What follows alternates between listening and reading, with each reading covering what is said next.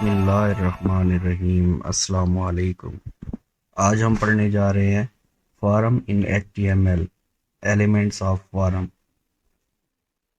हमारे पास एक लिस्ट है, इसके मुताबिक मैंने आपको पढ़ाना है। पार्ट 1 में जो हमने पढ़ना है वो वो होगा form tags and form elements in HTML। Form के टैग में हम यूज़ करेंगे टेक्स्ट बॉक्स। ये यूज़ होता है स्मॉल टेक्स्ट के लिए। और टेक्स्ट एरिया ये यूज़ होता है लार्ज टेक्स्ट के लिए। ये रिसाइजेबल होता है। जब हम प्रैक्टिकली इसको इम्प्लीमेंट करेंगे तो आपको ये मज़ीद समझ आएगा। रेडियो बटन होगा, ये सिलेक्ट करता है 3 से 4 आइटम हो तो उनमें से किसी एक को। ठीक है, सिलेक्शन का हमारे पास ऑप्शन होता है, उसके अंदर एक ही चीज़ हम सिलेक्ट कर सकते हैं एक टाइम में। तो उसके बाद नंबर 4 पर है हमारे पास सबमिट बटन। ये जो है सबमिट करता है फॉर्म को। अब हमारे सर्वर पर हम करना चाहें सबमिट या जहां हम करना चाह रहे होते हैं वो वहां सबमिट होता है। बैकएंड का काम होता है, वो बाद की बात है। अभी फ़िलहाल आपको जो है सिंपली जो HTML5 है वो मैं आपको करा रहा हूँ, तो उसमें जो है जिस तरह से अच्छा तो एक है हमारे पास रीसेट बटन एंड में। ठीक है, ये अपने पास जो है, ये अगर हमारे फार्म में कोई अगर किसी किस्म की कोई प्रॉब्लम आ जाती है, कोई गलती हो जाती है, तो हम इसको रीसेट कर सकते हैं। एक ही बटन को प्रेस करेंगे, सारा फार्म रीसेट हो जाएगा। ठीक हो गया। उसके बाद हमारे पास है इनपुट में। इनपुट में क्या है, ये नॉन पेयर टैग है। ठीक है, ये सिंगल टैग होगा, क्लोज टैग होगा। उसके बाद इसके अंदर एट्रीब्यूट्स होंगे कुछ। इसके अंदर जो एट्रीब्यूट्स हैं वो होंगे, उसमें से एक होगा टाइप, एक होगा वैल्यू, एक होगा प्लेस होल्डर और एक होगा नेम। तो इम्प्लीमेंट में आपको कराने चलता हूँ इंशाल्लाह ताला। इससे पहले मैं आपको एक और चीज़ भी बता दूं।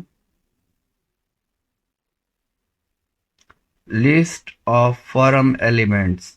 इनपुट होगा अपने पास, चेक बॉक्स होगा, उसके बाद अपने पास रेडियो बटन होगा, फिर अपने पास सिलेक्ट बॉक्स होगा, फिर अपने पास फाइल सेलेक्ट बॉक्स होगा, फिर अपने पास हिडन कंट्रोल्स होंगे, क्लिकेबल कंट्रोल्स होंगे, सबमिट और रीसेट।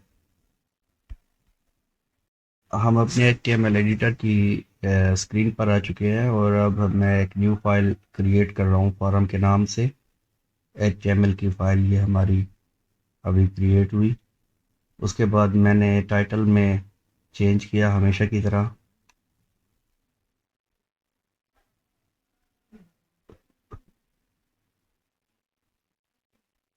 Form in HTML। तो जो हेडिंग है हमारे पास H1 में, उसमें भी हम चेंज कर देंगे।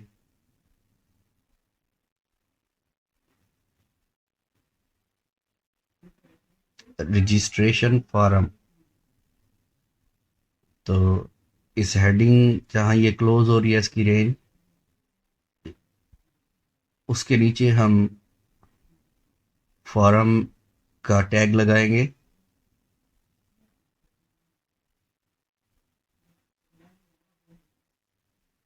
अब इस फॉर्म की रेंज के अंदर अंदर हमने जितनी भी वैल्यूज़ हैं या जितने भी हमारे टैग्स और एट्रीब्यूट्स हैं वो हम लेंगे। तो हम पहला जो हमारा इनपुट है उसको स्टार्ट करते हैं। नेम लिखते हैं हम सबसे पहले, फिर एक ब्रेक देंगे, फिर इनपुट टाइप टेक्स्ट।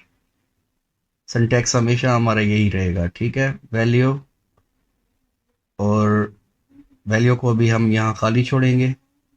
नेम लिखेंगे, नेम का एट्रीब्यूट देंगे। नेम के एट्रीब्यूट में हम वैल्यू में नेम ही रख देंगे क्योंकि हमने इसका नाम ही लिखा हुआ है। ये जो नेम होता है ये जब हम सेंड करते हैं, जब ये फॉर्म हम सेंड करते हैं अपने सर्वर पर या ईमेल में, तो वहाँ ये हमें पता चलता है कि ये डाटा जो है ये उस वाले एट्रीब्यूट से आया है। हमें पता चल जाता है कि ये फला इनपुट से आया है, ये नेम है। ठीक है। तो मैं अब ये देखिए, मैं आपको एक एग्जांपल बताता हूँ। ये मैं वैसे रन करके आपको दिखा दिया मैंने कि देखे, यहाँ आप नाम लिख सकते हैं। ठीक है। तो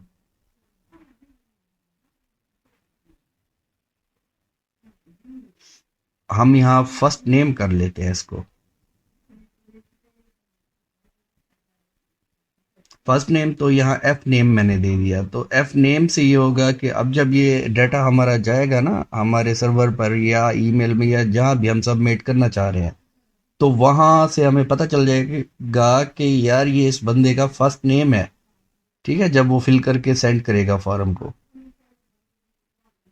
इसी तरह से बाकी एट्रीब्यूट्स जो है, ये टाइप में टेक्स्ट मैंने लिखा था ऊपर, तो ये टेक्स्ट का उसने जो है ना बॉक्स एक हमें दिया। वैल्यू हमने खाली छोड़ दी। दो बार मैं ब्रेक लूंगा इसमें, ताकि ये एक सही सीक्वेंस के साथ हमारे पास आता जाए। लास्ट नेम अब हम देंगे, ये भी सेम इसी तरह होगा। तो नेम में सिर्फ मैंने चेंज किया नेम एट्रीब्यूट में। ठीक है। एल नेम लिख दिया लास्ट नेम, ताकि पता चल जाए कि यार ये जो है ये लास्ट नेम है।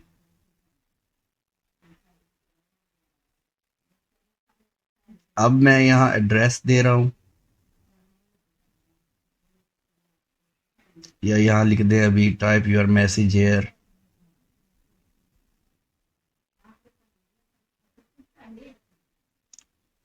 टेक्स्ट एरिया ये पेयर टैग है। ठीक है, इसके दरमियान में हमने कुछ भी नहीं लिखना, इसको खाली छोड़ना है इसी तरह से। ये रिसाइजेबल होता है।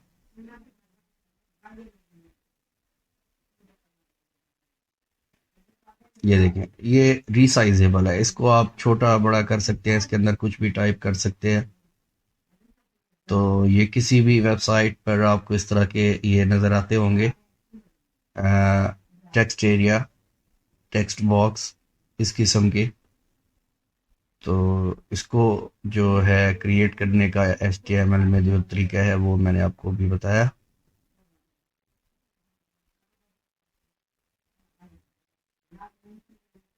उसके बाद हमने फिर से दो बार ब्रेक दी।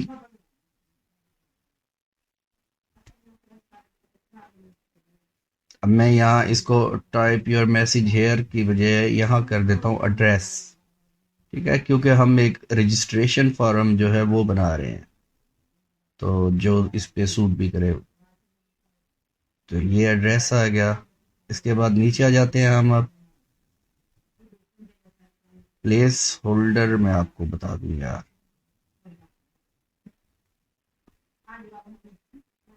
ये प्लेस होल्डर क्या है। ये प्लेस होल्डर में हम यहाँ वैल्यू जो भी लिखेंगे ना, जैसे मैं अब लिख रहा हूँ inter your name first name.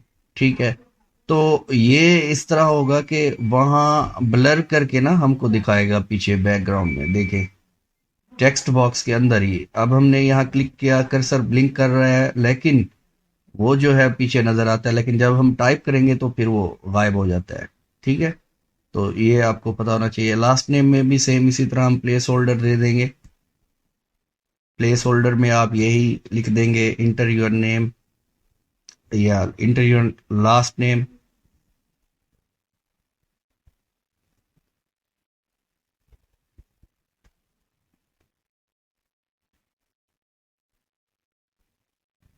इसी तरह से आप इसमें भी दे सकते हैं ये एट्रीब्यूट टेक्स्ट एरिया में इंटर योर एड्रेस।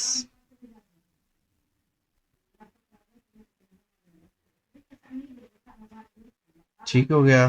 आपको समझ आ रही है, ये बड़ी आसान सी चीज़ है। बाकी आप कोई भी नहीं दे सकते सिवा इसको नाम और प्लेस होल्डर के। ठीक है, नेम देंगे ताकि पता चल जाए कि ये उसका एड्रेस है भाई, उसने एड्रेस यहाँ से सबमिट किया है। तो ब्रेक के बाद हम नीचे आते हैं, तो उसके बाद हम फिर से टैग लेना शुरू करते हैं इनपुट का। अब हम लेंगे टाइप में रेडियो बटन। सिर्फ रेडियो लिखेंगे, ठीक है। ये बटन खुद ही बन जाता है।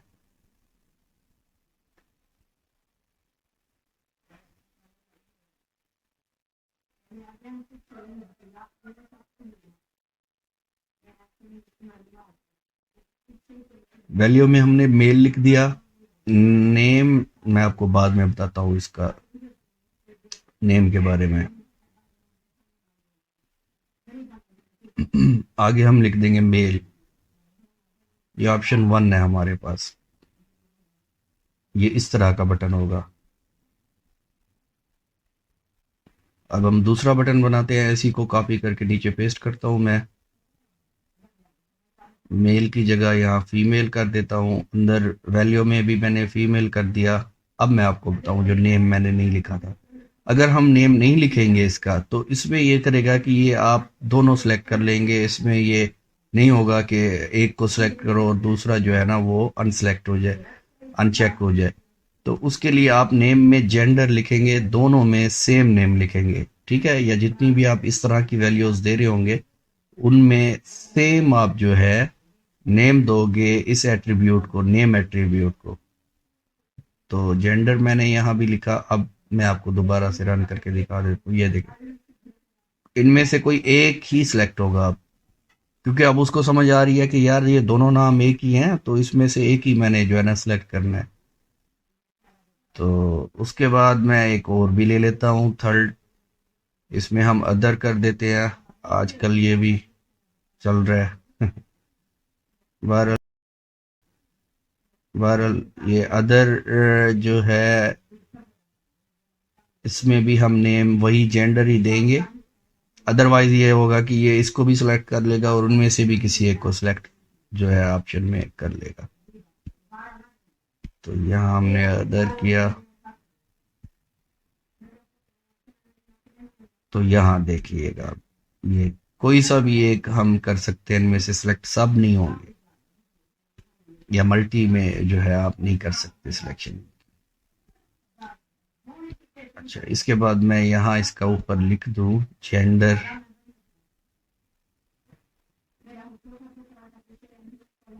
ब्रेक लगाएंगे हम एक।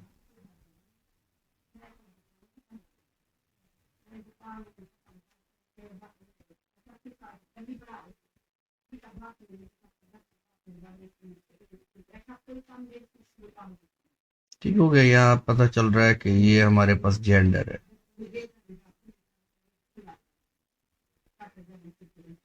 इसके बाद हमारे पास सबमिट का जो बटन है वो हमने लेना है। तो टाइप में ही हमने सारा कुछ चेंज करना होता है। आपको इतनी समझ आ गई होगी अब तक, ठीक है। टाइप में हम जो चीज़ देंगे वही आएगी। वैल्यू में मैं जो लिख रहा हूँ वो वहाँ लिखा हुआ आएगा, नाम उसका आएगा, बटन का या जो भी चीज़ होगी उसके अंदर फिल किया हुआ आएगा। वही चीज़ फिल हुई हुई होगी जो यहाँ मैं लिखूंगा, ठीक। अभी मैंने वहां सबमिट लिखा था तो यहाँ सबमिट लिखा हुआ आ गया और ये बटन भी बन गया। देखिए, मैं यहाँ कुछ भी टाइप करता हूँ, सबमिट का बटन जब प्रेस करूंगा तो ये उठ जाएगा। क्यों? क्योंकि ये सबमिट कर रहा है आगे। इसके पास अभी हमने वो नहीं दिया इसको ऑप्शन कि कहाँ भेजना है इसने, अदरवाइज ये सेंड करता। खैर, अभी मैं सबमिट को चेंज करके लिख देता हूँ रजिस्टर,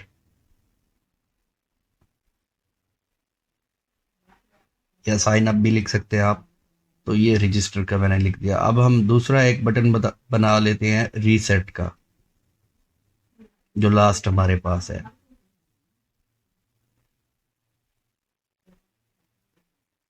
टाइप में हम रीसेट देंगे, वैल्यू में हम रीसेट देंगे। उसको नाम देने के लिए नाम आप कोई सा भी दे सकते हैं, लेकिन रीसेट में टाइप में दिया है तो जाहिर है रीसेट ही इसको देंगे हम, वरना उस बंदे को कैसे पता चलेगा।